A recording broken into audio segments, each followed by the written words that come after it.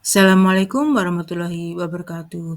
Halo sahabat, Bapak Guru hebat semuanya. Jumpa kembali di channel Tari Setia. Di video kali ini, izinkan saya untuk sharing aksi nyata PMM dengan topik buku non-teks bermutu dan bagaimana memanfaatkannya. Mari kita simak berikut ini.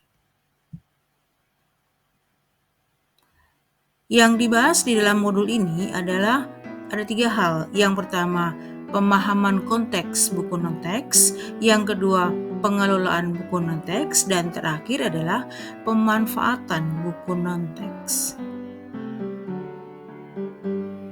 Modul yang pertama ini tentang pemahaman konsep buku non-teks. Nah, kegemaran membaca merupakan gerbang kecintaan terhadap pengetahuan dan hal baru. Peserta didik yang gemar membaca akan membaca banyak hal dan mendapatkan banyak kosakata. Hal ini akan memudahkan memahami materi pembelajaran. Untuk menumbuhkan minat baca dapat didorong dengan melalui ketersediaan buku non-teks bermutu. Buku non-teks bermutu adalah buku non-teks selain buku pelajaran yang digunakan sekolah sebagai media pembelajaran untuk peserta didik. Peran buku di dalam sekolah adalah ada 3 hal. Yang pertama, sebagai cermin. Buku sebagai cermin adalah refleksi adat, budaya, serta tradisi setempat. Buku memberikan kesempatan untuk merefleksikan pengalaman hidupnya melalui cerita dalam buku. Peran buku sebagai jendela adalah buku membantu pemahaman budaya, tradisi, adat istiadat yang berbeda. Buku membantu pembaca melihat pengalaman baru yang berbeda dari kehidupan melalui kejadian dalam. Buku sebagai pintu geser adalah buku membawa pembaca untuk berimajinasi, mengeksplorasi dunia baru melalui ilustrasi dan cerita fantasi. Dalam memilih buku yang tepat, ada beberapa hal yang perlu diperhatikan. Memberi pemahaman kepada peserta didik bagaimana membantu peserta didik memilih buku non-teks bermutu yang tepat sehingga memotivasi peserta didik untuk terus membaca. Yang perlu diperhatikan adalah yang pertama, buku tersebut memiliki ilustrasi yang menarik, memiliki karakter yang mudah dikenali peserta didik, dan memiliki alur cerita yang dekat dengan kehidupan peserta didik.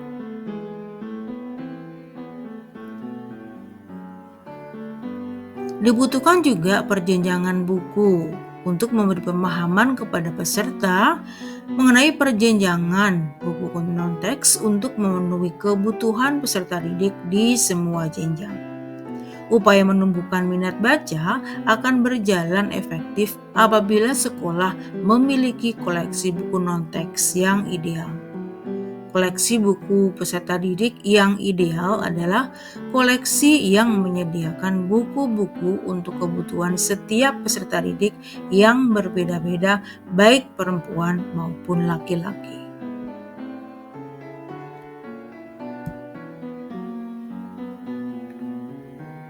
Menurut Pedoman Perjenjangan Buku dan Peraturan Kepala BSKAP nomor 030-P-2022, perjenjangan buku adalah pemadupadanan antara buku dan pembaca, sasaran sesuai dengan tahap kemampuan membaca.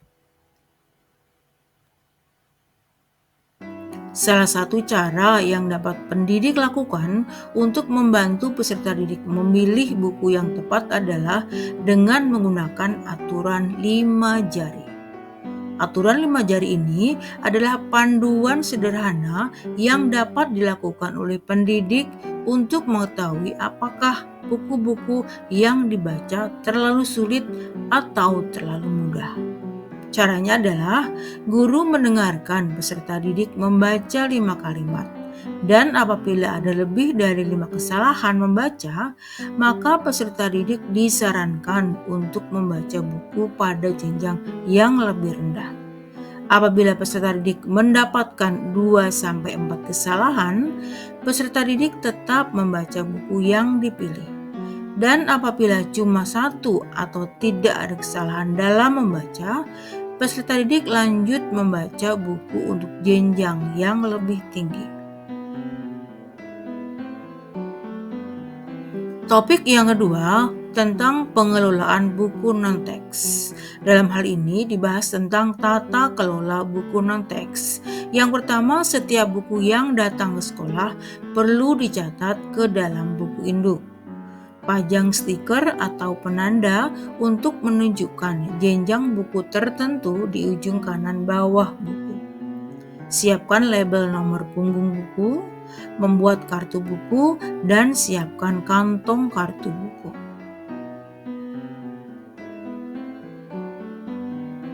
Langkah yang bisa dilakukan agar buku dapat digunakan dalam jangka waktu yang lama adalah yang pertama, pajang buku sebanyak 70% dan simpan 30%-nya. Ganti buku yang dipajang dalam kurun waktu tertentu dan buku yang dipajang sesuaikan dengan tema pembelajaran.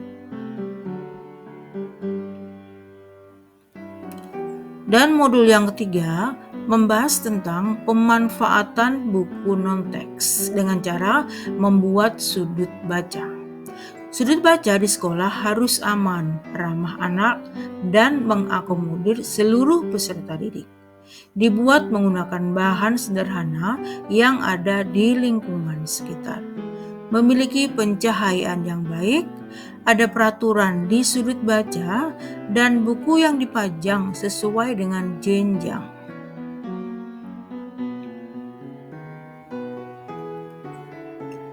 Pengelolaan sudut baca bisa dilakukan dengan memastikan apakah buku yang dipajang tercatat di inventaris.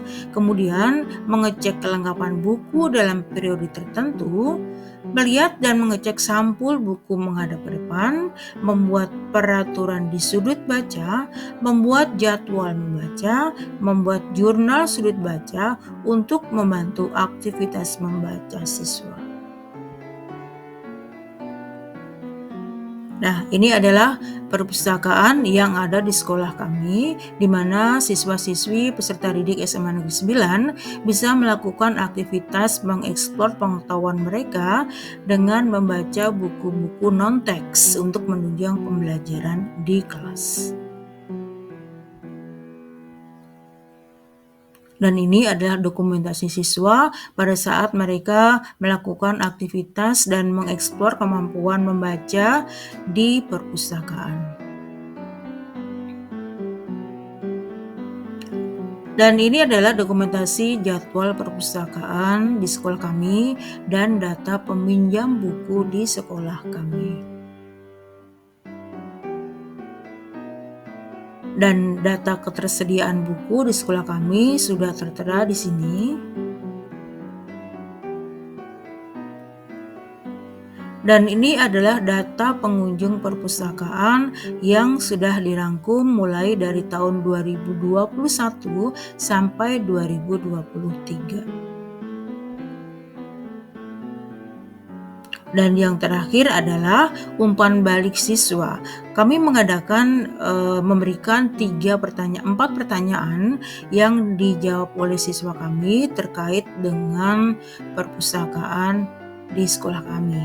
Dan yang pertama adalah pertanyaan, buku apa yang biasanya kamu baca di perpustakaan? Yang kedua, kenapa memilih buku tersebut? Ketiga, informasi apa yang didapat dari buku tersebut? Dan keempat, seberapa sering kalian pergi dan membaca buku di perpustakaan?